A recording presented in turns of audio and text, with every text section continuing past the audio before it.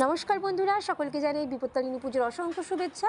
আর এই যে সকাল সকাল আমি এখন চা বানিয়ে নিয়েছি, আর অন্যদিকে আমার শাশুড়ি মা এখন বিপত্তারিণী পুজোর জন্য জোগাড় করছেন। আর এপাশে আমি ব্রেকফাস্ট সেরে দুপুরবেলা যে রান্নাবান্নাগুলো করব সেই সবজিগুলো কেটে ধুয়ে এখন রান্নার প্রস্তুতি শুরু করে দিয়েছি। এদিকে আমি এখন বসিয়ে দিয়েছি মুগের ডাল, আর অন্যদিকে আলু ভাজা করছি, গোল গোল করে চাকা চাকা আলু ভাজা এখন ওপাশে বসিয়ে দেবো। এই যে বসিয়েও দিয়েছি।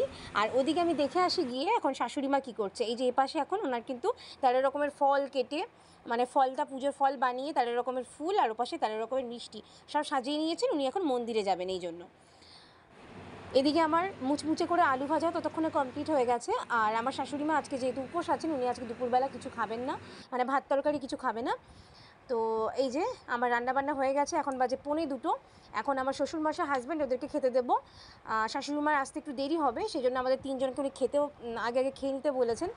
তো এখানে আমি গরম গরম ভাতের সাথে গোল গোল আলু ভাজা, পটল ভাজা, মুগ ডাল সেদ্ধ, ভেজ ডাল, পনিরের তরকারি, আলু পনিরের তরকারি, আর হলো আমের চাটনি আর একটু মিষ্টি, এটা আজকে দুপুরের জন্য আমি আয়োজন করেছিলাম।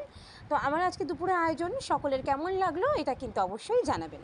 আর আমাদের খাওয়া শেষ না হতেই দেখলাম শাশুড়ি মাও পুজো দিয়ে কিন্তু চলে এসেছেন। উনি এই যে 13 রকমের ফল, 13 রকমের মিষ্টি যা যা ঠাকুরের কাছে আজকে উনি নিয়ে গেছিলেন সবটাই পুজো করে প্রসাদ হিসেবে বাড়িতে নিয়ে চলে এসেছেন। আর এপাশে উনি এখন আমার হাজব্যান্ডকে সুতো বিপত্তারিণী মায়ের ধাগা বেঁধে দিচ্ছে।